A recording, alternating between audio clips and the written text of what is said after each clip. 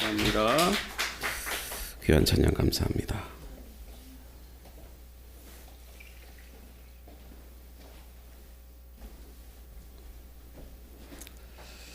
여러분, 요즘 세상이 참 복잡하다는 생각 안 해보셨어요? 하루하루가 세상이 급격하게 변하고 또 마주하는 이 세상 속에서 참 힘들다, 그런 생각을 많이 가져봅니다. 제가 어렸을 때만 해도 참 단순하게 살았는데 뭐 그렇게 어렵지는 않았던 것 같아요. 대부분 농사를 짓거나 그리고 가축을 키웠고 또 뭐 여러 가지 일들을 하면서 같은 동네에서도 서로를 잘 알고 서로 비슷한 것 같아요. 그렇게 살아왔어요. 그래서 정말 서로를 너무나도 잘 이해합니다. 심지어는 동네에 강아지가 태어나도 동네 사람들이 다 알 정도로 단순했어요. 그런데 요즘은 어떻습니까? 몰라요. 앞집에 있는 사람도 모르고 옆집에 있는 사람도 모르고 엘리베이터를 타면 우리 집에 살았는지 그제서야 알게 되는 거예요. 자신을 소개하거나 내가 누구입니다 소개를 하면 내가 무슨 일을 하는데 이런 일을 합니다. 틀어도 무슨 일을 하는지 모를 때가 있어요. 전문적인 직업일수록 더 그렇죠. 여러분, 의사만 해도 옛날에는 의사라면 가방 하나 들고 애도 받고 병도 치료하고 수술도 하고 다 했죠. 근데 요즘은 내과, 외과, 소화기, 심장, 간, 뇌, 치과, 뭐 이비인후과, 음악도 마찬가지죠.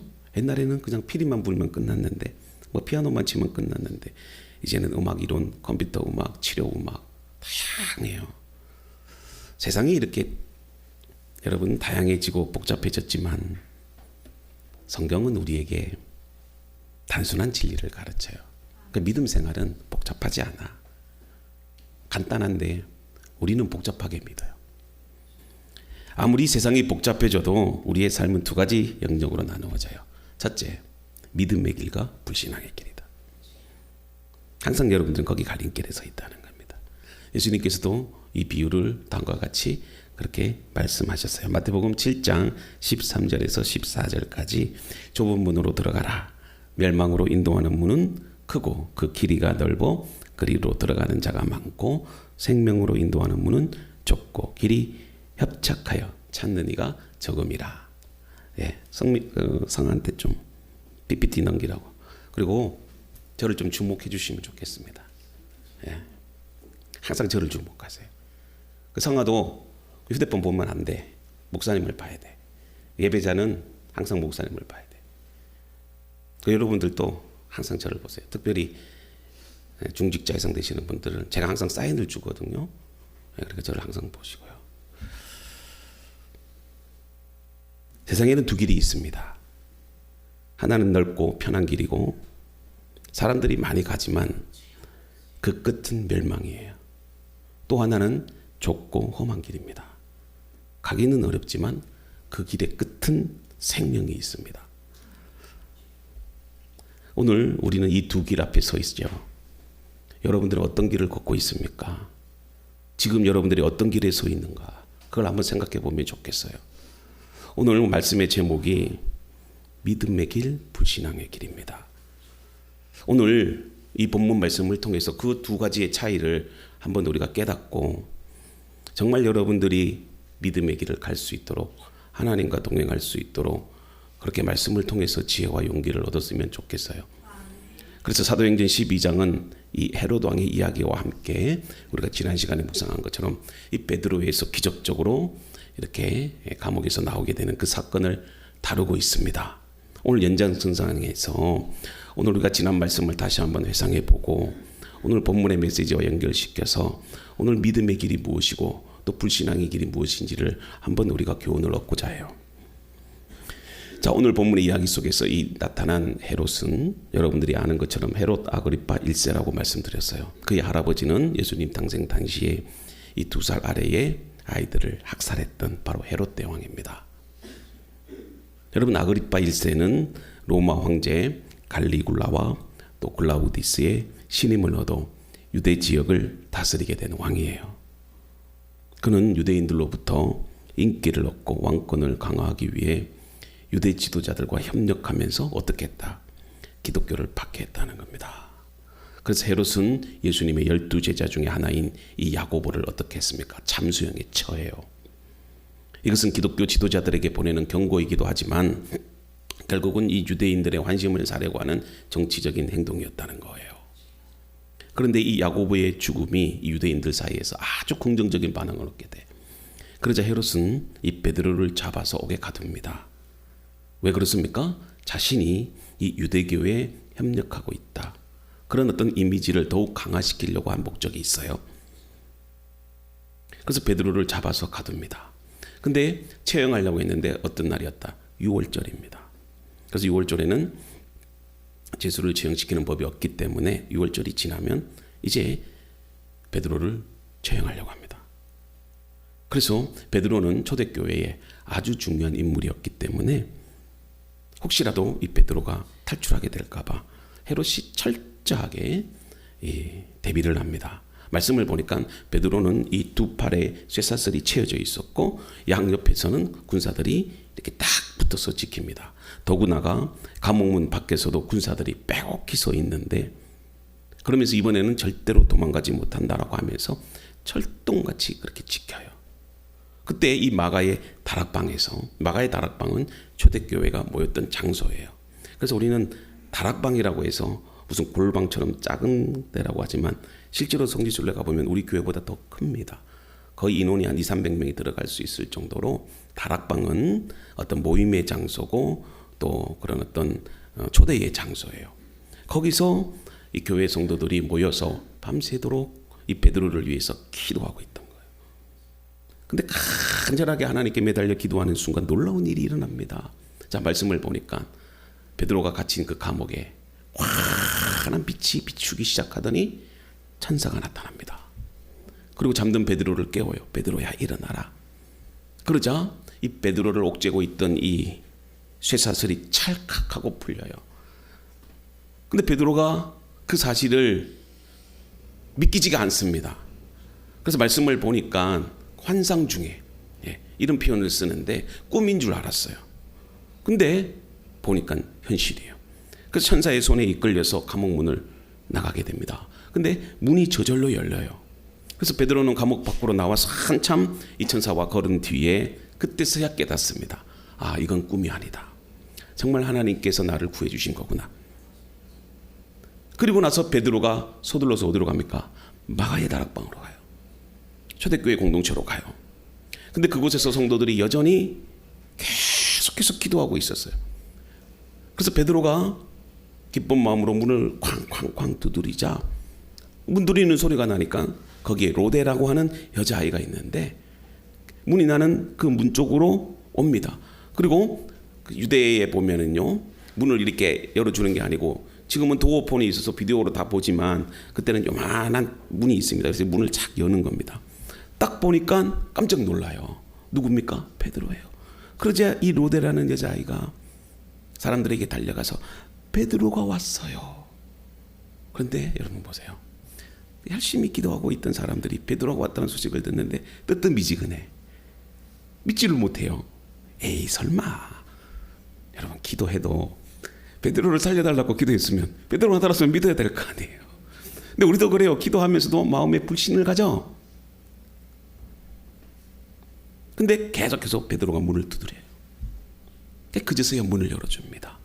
그 앞에 누가 서 있어요? 베드로가 서 있어. 성도들이 너무 기뻐해. 그러면서 할렐루야, 하나님을 찬양해요.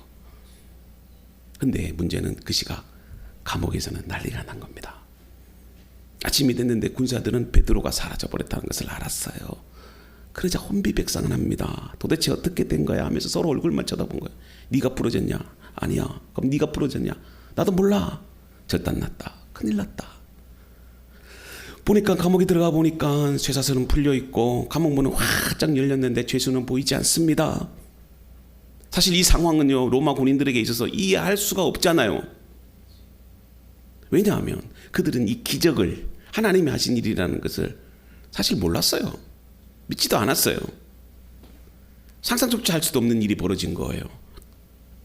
더구나 로마법에 따르면 죄수가 도망치면 그 모든 죄를 누가 뒤집어쓴다? 간수들이 뒤집었어요. 근데 이 도망친 죄수가 사형수라면 간수들이 대신 죽습니다. 근데 이 사실을 알게 된 이 군사들이 얼마나 두려웠겠습니까? 이 베드로는 사형수입니다. 사형수가 도망쳤으니 자기들이 죽는 거예요. 그러자 자신들이 어떻게 될지를 몰라 패닉 상태에 빠져 있는데 얼굴은 하얗게 질리고 감옥 안에서는 정말 난리가 난 겁니다. 감옥 안에서는 더 이상 어떤 질서나 평온함을 유지할 수가 없죠. 이것은 단순히 죄수가 도망친 사건이 아니라 하나님께서 행하신 놀라운 일이었기 때문에 그래요. 그래서 오늘 여러분들에게 불신앙의 첫 번째 특징이 있어요. 그게 뭐냐? 불신앙은 하나님이 행하신 일들을 이해하지 못한다. 불신앙의 삶을 사는 사람들은요, 눈에 보이는 물질 세계와 땅의 원리만을 믿기 때문에 자신의 지식과 상식에 맞는 것만 받아들여요. 실제로 여러분들 신앙생활을 하면서도 내가 이해되고 내가 믿어지는 것만 믿는 경향들이 있어요. 없다고 하지만 잘 보시면 그런 일들이 있습니다. 보이지 않는 하나님의 그 역사를 믿지 않으며 스스로의 경험과 인간적인 철학에 갇혀 살아요. 어떤 분들이 기적적으로 암에서 고침받았다고 해도 야 그거야 현대의학이 고친 거지 뭐가 하나님이 고친 거냐 그렇게 생각한다니까. 정말 내가 어떤 상황에서도 도저히 그 문제를 해결할 수 없는데 우리는 믿음의 사람들은 하나님의 은혜로 된 거다 그렇게 했는데 불신앙의 사람들은 뭐라고 합니까? 야 운이 좋아서 그런 거지 뭐. 여러분 우리도 그래요. 믿는다고 하면서도 실질적으로 믿지 못하는 모습들이 있어요. 머리로만 신앙생활을 하려고 하고 내 경험만 의지하려고 하고 사실 어려운 문제가 터지면 제일 먼저 뭘 찾아요? 친구부터 찾잖아요. 그리고 돈 문제가 생기면 제일 먼저 은행으로 가요. 그게 나쁘다는 게 아닙니다. 그러나 여전히 우리 마음 가운데도 불신하는 마음이 있다는 거예요. 자신의 제한된 지식과 경험에 의존하는 것은요, 우주의 광활함과 하나님의 위대하심을 생각할 때 정말 어리석은 거예요. 먼저 어떤 사건이 터지거나 이해하지 못할 일들이 발생됐을 때 하나님 앞에 엎드리면 돼요. 그리고 나서 하나님이 지혜를 주시는 거예요. 누구를 찾아가 봐라. 아니면 어디 가면 은행에 가면 내가 대출을 해줄 테니까 한번 가봐. 마음에 확신이 생겨. 다 어디서부터 나온다? 자신의 생각, 자신의 경험을 믿는 것은 하나님을 믿지 못한다는 거예요. 하나님의 일을 이해하지 못하는 불신앙의 삶이 하나님의 역사를 보지 못하게 만들어버려요. 우리의 시야를 좁게 만들어버린다는. 그 우물 아래에 있는 개구리처럼 우물 아래에 있는 개구리는 쳐다보면은 그 우물 속에 있는 그 세상만 보이는 거잖아요. 오늘 이 사도행전에서 하나님의 역사를 대하는 두 그룹의 극명한 차이를 보게 돼요. 첫 번째 그룹은 마가의 다락방에 모여있던 이 베드로의 구원을 위해서 간절하게 기도하는 그리스도인들이 있었어요. 그래서 계속해서 이 베드로의 그런 어떤 구원을 위해서 기도했는데 실제로 그 기도가 응답이 된 겁니다. 그래서 베드로가 감옥에서 풀려났어요. 그리고 그 공동체가 있는 마가의 다락방으로 온 겁니다. 그리고 그 앞에서 문을 두드리잖아요. 근데 사실 초대교회 공동체도 믿지 못했어요. 자, 한 소녀가 와서 베드로가 왔다고 말했을 때도 에이 장난이지 아닐 거야 그렇게 하면서 부정적인 말을 했어요. 말씀을 보면 베드로의 영이 왔다 그렇게 표현해요. 그래서 사도행전 12장 15절과 15절을 보면 그들이 말하되 내가 미쳤다 하나 그러면 그의 천사라 하더라. 이렇게 반응을 한 거예요. 그런데 베드로를 만나고 나서 베드로의 이야기를 듣자 그들은 하나님이 하신 일이구나. 그리고 믿음을 갖게 된 거예요.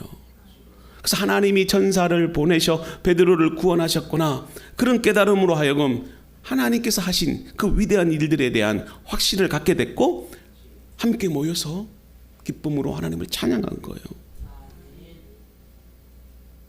반면에 다른 그룹인 로마 군인들의 반응을 볼게요. 베드로가 감옥에서 초자연적으로 풀려난 사건은, 이것은 초대교회 공동체만 놀라게 한 사건이 아닙니다. 그날 감옥을 지키던 로마 군인들도 역시 엄청난 충격을 받았어요. 그들은 자신들이 눈앞에서 벌어진 이 신비로운 사건을 보고도 사실 도무지 이해할 수가 없었어요. 사실 이 군인들은 철저하게 훈련된 군사들입니다. 그들은 법과 질서 그리고 로마 제국의 강력한 통제 속에서 모든 것이 인간의 힘과 노력으로 된다고 믿었던 거예요. 그런데 보세요. 어느 날 그들이 감옥을 지키던 그 감옥에서 베드로가 깜짝같이 사라졌다. 그런데 문은 잠겨 있었고 병사들은 경계 근무 중이었고 아무도 그것을 알아차리지 못했어요. 그저 자신들 사이에 지나간 그 베드로를 보지도 못한 채 그들은 어리둥절하면서 이 사건이 어떻게 된지 궁금해하고 있었던 거예요. 아침이 밝았어요. 그리고 매일처럼 감옥을 점검합니다. 그때 그들은 경악했죠. 왜요? 베드로가 풀려난 겁니다. 사라져버린 겁니다. 그 현장에 가보니 쇠사슬은 풀려 있었어요. 아무도 없었어요. 그러자 당연히 이런 말을 했겠죠. 어떻게 이런 일이 일어날 수 있었을까? 당황하면서 이제 책임을 생각하니 두려웠던 거예요. 왜냐? 베드로는 사형수야. 근데 그 사형수를 놓쳐버렸으니 이제 죽음은 당연히 그 감옥을 지키던 병사들이 죽게 될 겁니다. 그래서 18절에 보니까 날이 새매 군인들은 베드로가 어떻게 되었는지 알지 못하여 적지 않게 소동했다. 근데 문제는 뭐냐? 그들의 마음이라는 겁니다. 보십시오. 이것은 놀라운 사건입니다. 하나님이 하신 기적이에요. 그들은 두 눈으로 경험을 했지 않습니까?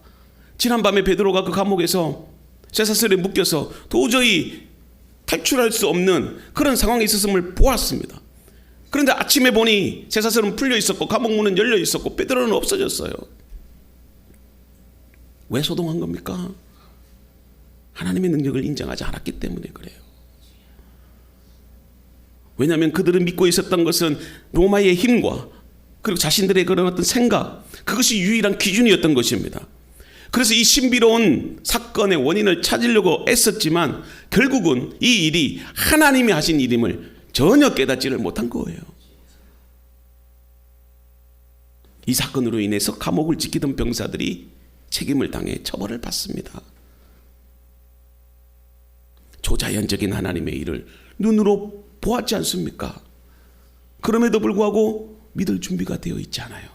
초대교회 공동체는 처음에는 불신했지만 그러나 베드로가 살아있음을 보고 하나님을 믿고 찬양을 돌렸는데 동일하게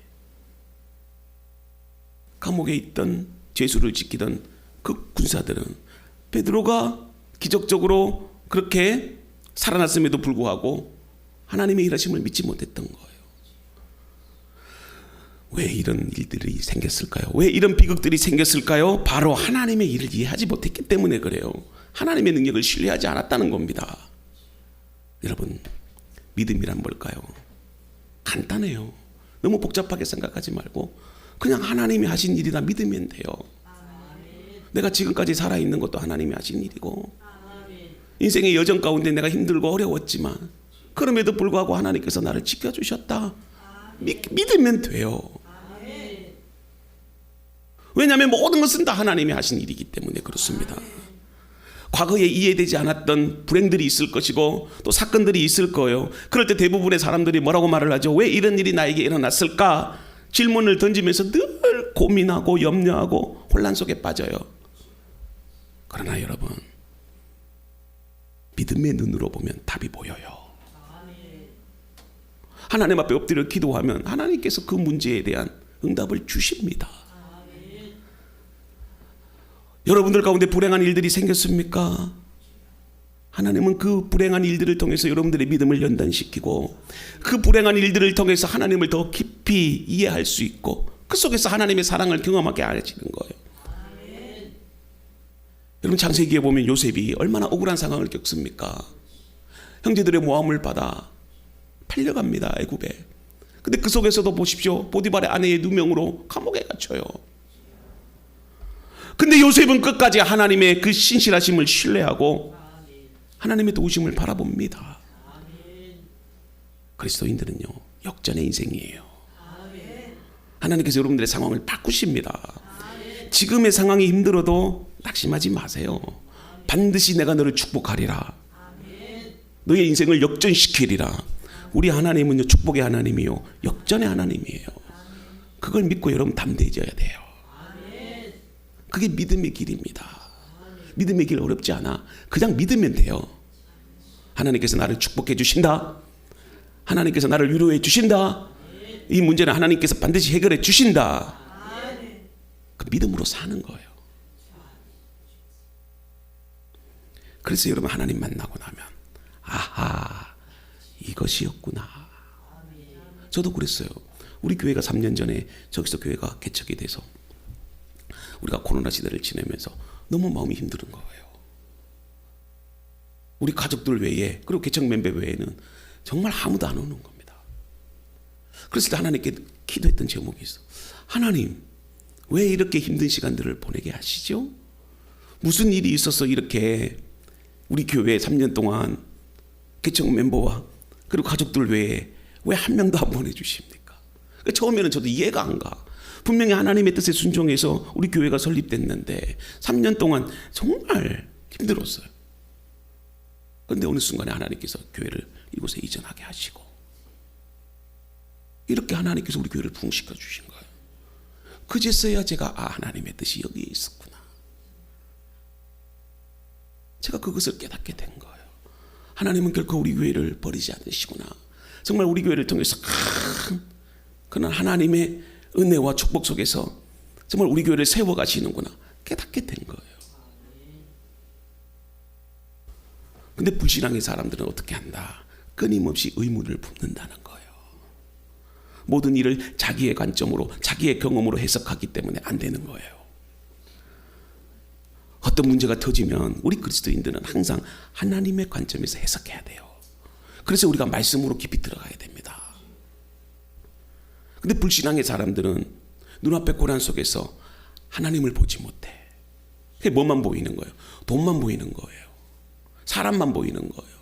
권력만 보이는 거예요. 그래서 쾌락을 쫓아서 사는 거예요. 그렇게 되면 결국은 스스로를 더 혼란과 좌절 속으로 몰아가요. 심지어 교회 나오는 성도들조차도요, 어떤 문제가 탁 터지면 믿기는 하는데 불신앙의 마음들이 있어요. 그러나 여러분 기억해야 돼. 하나님은 우리의 이해를 초월하여 일하신다. 그래서 항상 하나님의 계획은 선하고 완전하다는 겁니다. 그래서 믿음은 뭐다? 보이지 않는 것을 신뢰하는 거예요. 그래서 히브리서 11장에도 보면 믿음은 보이지 않는 것들의 증거다. 그래서 우리의 생각과 감정을요, 하나님의 말씀에 복종시키는 훈련이 있어야 돼요. 사건이 터지면 제일 먼저 나오는 게 뭐예요? 자기 머리를 굴린다니까. 그 사람을 찾게 된다니까. 근데 훈련시켜야 돼. 어떤 일이 터졌을 때 주님, 이것을 통해서 내게 원하시는 것이 무엇입니까? 이런 고백이 나올 수 있도록 여러분들이 신앙이 성숙돼야 돼요. 하나님께 하시는 일에 아멘으로 반응해야 됩니다. 그래서 우리의 믿음의 고백이 우리의 입술에서 떠나지 않을 때 우리의 믿음이 더 자라게 되고 함께 그 문제를 해결할 수 있게 되는 거예요. 어떤 사람들은 그래요. 어떤 사고를 피했을 때, 이번에 정말 제주항공 비행기 큰 사건이 있지 않습니까? 근데 어떤 사람들도 그렇게 생각해요. 야, 나는 운이 좋았다. 여러분, 운이 아니에요. 사업이 잘 될 때도 그래요. 올해 운수 대통했다 그래요.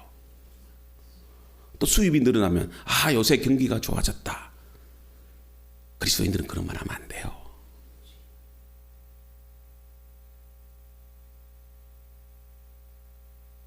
이 모든 표현은요, 하나님의 통치를 보지 못하는 불신앙에서 나오는 말이에요. 그리스도인들은 운, 이런 거 말을 하면 안 됩니다. 운명, 이것도 마찬가지예요. 예수님은요, 참새 한 마리도 하나님의 허락 없이는 땅에 떨어지지 않는다고 말씀해요. 이 세상은요, 우연히 굴러가는 것이 아니라 하나님의 섭리와 하나님의 다스림 아래 운행되는 거예요. 하나님께서 만물을 붙드시고 모든 일을 주관하시기 때문에 오늘 우리가 살아가는 겁니다. 그래서 믿음의 눈을 뜨면 과거에 이해되지 않는 일들이 새롭게 해석이 돼. 그 단계까지 가야 돼요. 아, 그래서 하나님이 그때 내게 이런 어려움을 주셨구나, 나에게 이런 깊은 상처를 주셨구나 깨닫게 됩니다. 실패한 인생, 고통과 아픔의 상처, 미래에 대한 불안감, 이해되지 않는 고난이 늘 끊임없이 우리 가운데 있지 않습니까? 여러분, 욥을 생각해 보세요. 욥은 한순간에 모든 재산과 가족, 건강까지도 다 잃어버려요. 우리가 생각할 때 하나님 앞에 잘못한 것이 있으면 이해가 돼. 근데 보세요, 하나님께서도 인정한 욥이었지만 뜻하지 않는 고난을 당해요. 그럼에도 불구하고 다음과 같이 믿음을 고백하지 않습니까? 주신 이도 여호와시고 취하신 이도 여호와시니 여호와의 이름이 찬송을 받으실지어다. 그 고난의 끝에서 하나님께 전적으로 신뢰하잖아. 결국은 어떻게 된다? 욥의 삶을 다시 회복시키시고 이전보다도 더 큰 하나님의 복을 주시잖아요. 그래서 여러분, 욥의 축복이 여러분들의 축복이 되기를 바라요. 힘들어도 견디다 보면 다 지나가게 돼요. 네. 일생의 절망적인 순간에도 하나님 앞에 기도하니까 하나님께서 그 문제를 다 해결해 주시는 거예요. 중요한 것은 하나님 앞에 먼저 무릎 꿇고 하나님을 신뢰하는 믿음이 중요한 거예요. 그러면 불신앙의 사람들의 특징이 뭐냐? 모든 책임을 사람에게 돌린다. 19절을 보면요, 12절 19절 헤롯이 그를 찾아도 보지 못하매 파수꾼들을 신문하고 죽이라 명하니라. 헤롯이 유대를 떠나 가이사랴로 내려가서 거하니라. 자, 지금 헤롯은요, 베드로가 그 감옥에서 탈출했다고 하는 그 기적적인 사건을 이해하지 못합니다. 사실은 그 모든 일들은 하나님이 행하신 일이에요. 근데 모든 문제의 원인이 누구에게 있느냐면 사실 헤롯에게 있어요. 감옥은 뭐예요? 그냥 헤롯의 명령대로 감옥을 지킨 것뿐입니다. 근데 하나님이 하신 일인데 어떻게 감옥의 간수들이 그것을 막을 수가 있겠습니까? 그렇지 않아요? 근데 헤롯은 어떻게 했다? 감옥을 지키던 군사들에게 책임을 떠넘기는 거예요. 그들을 고문하고 그들을 신문해. 근데 헤롯이 답을 찾지 못해. 야, 도대체 어떻게 된 거야? 니네들 풀어준 거 아니야? 근데 군사들도 답을 몰라. 헤롯이 계속 신문을 해요. 그래도 그 해답을 모르겠어. 근데 헤롯이 마음에 분노가 일어나. 그러니까 홧김에 어떻게 하는 거예요? 군사들을 처형해버려요.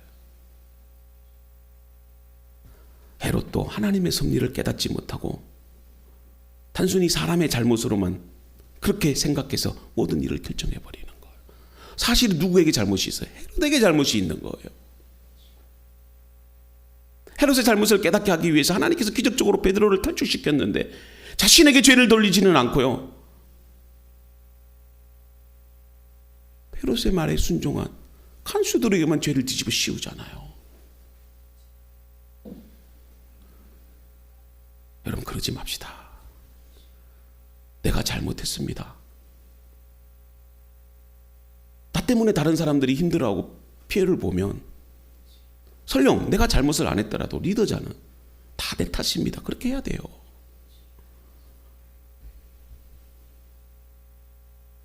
오늘날에도 불신앙의 삶은 비슷한 형태로 나타나잖아요. 자신의 문제인데, 자신 때문인데 다른 사람들에게 모든 걸 다 뒤집어 씌운다니까요. 대표적인 게 뭐예요? 야, 다 네 때문이야. 니를 만나서 내 인생이 이렇게 꼬였어. 어떻게 내 뱃속에 니 같은 자식들이 나올 수 있니? 그런 말 하면 안 돼. 또 자식들은 그래요. 내 인생이 이렇게 된 것 다 부모 잘못 만났어. 그래. 이런 말 하면 안 됩니다. 이런 말을 하는 것은 그 마음속에 이미 불신앙이 있기 때문에 그래요. 그래서 이런 태도는요, 자신을 고통스럽게 할 뿐만이 아니라 관계도 파괴시키고 하나님의 능력을 인정하지도 못해요. 또 반대로 불신앙의 사람은요, 자책한다. 자책하는 게 있어요. 내가 좀 더 좋은 결정을 내렸다면 일이 이렇게 되지 않았을 텐데, 자식이 비뚤어진 거 다 내 탓이다. 물론 이런 말이 맞을 수도 있는데, 그래서 많은 사람들이 자책해서요, 극단적인 선택을 하는 사람들이 많아.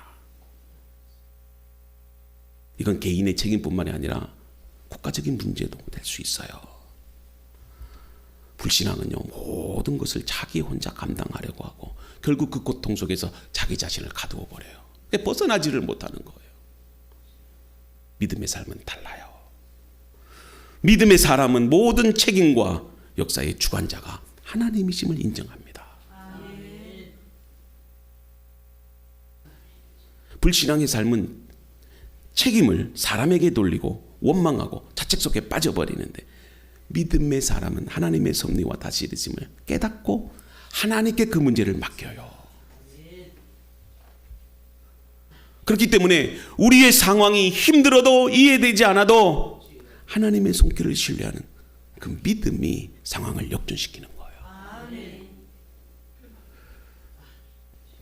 또 불신앙의 특징이 뭐냐? 도피주의에 빠진다. 도피주의. 19절 하반절을 보면 헤롯이 유대를 떠나 가이사라로 내려가서 거하니라. 얼마나 화가 나고 분이 났는지.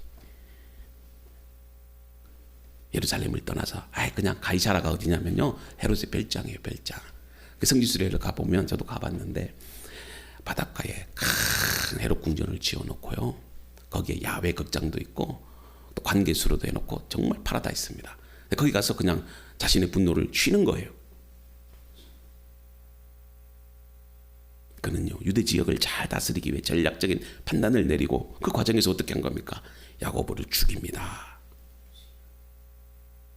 그에게 있어서 야고보가 죄가 있는지 없는지 그게 중요치 않아. 자신의 정치적 목적을 위해서 사람을 죽이는데 전혀 이 헤롯은 꺼리낌이 없다. 그래서 반응이 좋거든요. 유대인들이 막 열광을 해요. 잘했다 잘했다 그러니까 더 신이 나서 어떻게 해요? 사람 죽이는데 재미가 들어. 그 다음에 이제 베드로다. 하나님 그거 가만 보시겠습니까? 이거는요, 헤롯이 장난삼아 지금 죽이는 거예요, 베드로를. 하나님이 그거 내버려 두시겠습니까? 악도 한두 번이지. 그래서 베드로를 잡아다가 처형하려고 한 겁니다.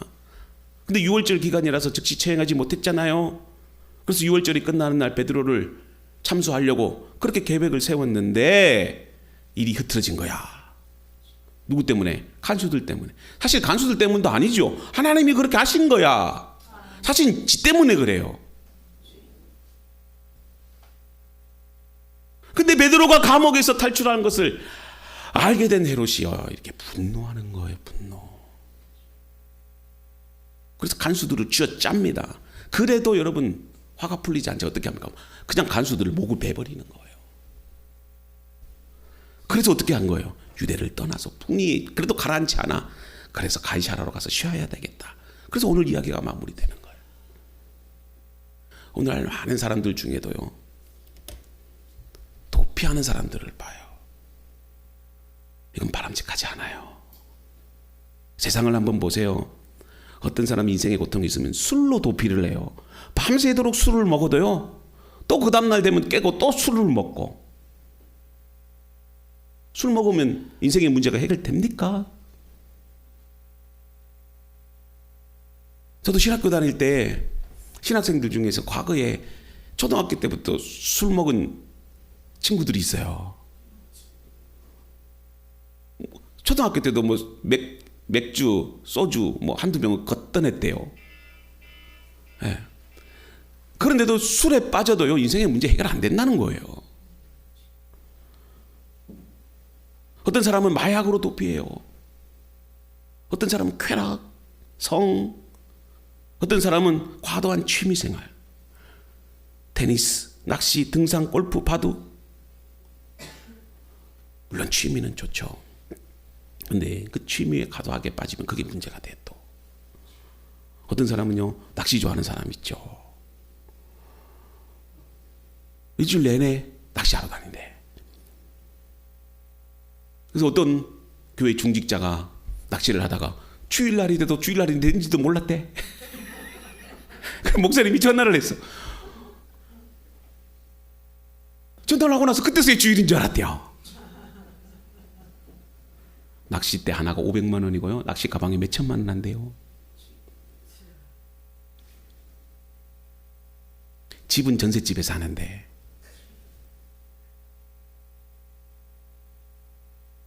그거 갖고 다니면서 시간을 밤새워서 낚시를 하는 거예요. 교회 안에도 이런 도피주의가 있어요. 교회는 문제를 피해서 세상의 어려움에 벗어나기 위해 숨는 게 아니에요. 교회는 하나님의 말씀과 은혜를 통해서 삶의 문제를 직면하고 그것을 해결하고 세상에 나아가서 빛과 소금의 역할을 감당하도록 세우는 장소예요. 힘들면 교회로 와요. 와서 위로를 받아요. 힘을 얻고 다시 또 세상으로 가야 돼.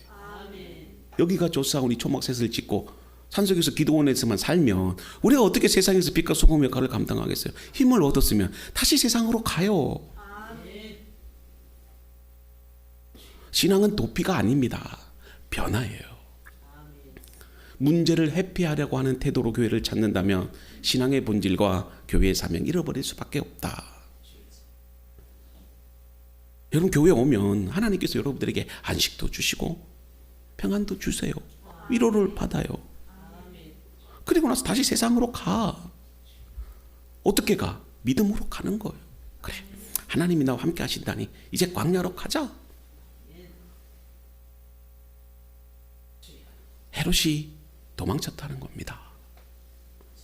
여러분 도망친다고 문제가 해결될까요? 믿음의 사람은요 부딪혀서 돌파해 가야 돼. 여리고성 무너뜨릴 수 있어요. 어떻게? 하나님 말씀 그 앞세우고 하면 무너뜨리는 거예요. 자꾸 도망가려고 하고 회피하려고 하고 방법만 모색하려고 하고 그러지 마요. 인생에 험난한 산이 있을 때 올라가셔요. 아이고 저거 못 오를 산인데 아이 그냥 가자. 올라가다 보면 숨이 차고 다리가 후들거리고 갈증도 생기고 힘들어요. 올라가다 보면 정상에 온다니까. 등산하는 사람들 여러분 아시잖아요. 참고 힘들어도 올라가다 보면 정상에 도착해요. 그럼 그 문제를 해결할 수 있다니까요. 어떤 분들은 그러대. 올라갈 걸 왜 내려오냐고.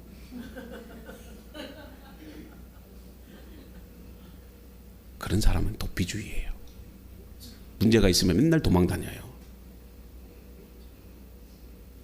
그런 사람은 절대로 여러분 성공한 인생 못 살아요. 하나님의 복 그런 사람들한테 안 줘요. 산에 있어도 올라가는 겁니다.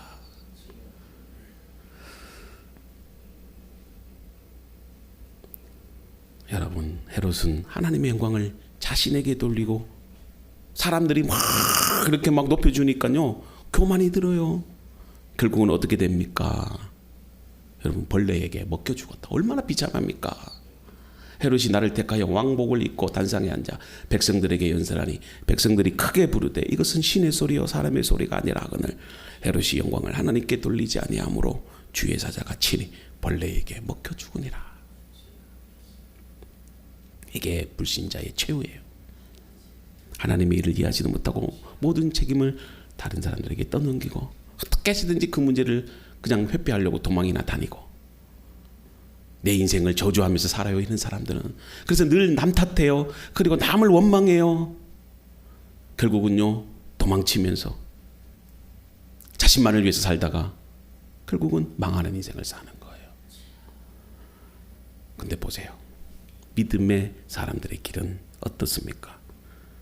24절에 하나님의 말씀은 흥왕하여 더하더라. 여기서 빠진 게 있어요. 개역개정에 그러나가 있어야 돼. 그러나가 바로 역전이에요. 저는 여러분들이 이런 축복이 있기를 바랍니다. 이것이 바로 믿음의 길이에요. 오늘 우리 자신들에게도 한번 물어보세요. 나는 과연 어떤 길을 선택할 건가? 세상의 길을 가지 말고 믿음의 길을 갑시다. 왜 내 인생이 이렇게 꼬일까? 왜 내 인생은 점점 더 힘들어질까? 그럴 때 여러분 그 문제를 도피하지 마세요. 그 문제를 가지고 하나님 앞에 나아가세요. 그러면 그 문제는 반드시 해결됩니다. 여러분들 믿음의 삶을 살아가는 우리 로덴 가족 여러분들이 되기를 주님의 이름으로 축복합니다. 아버지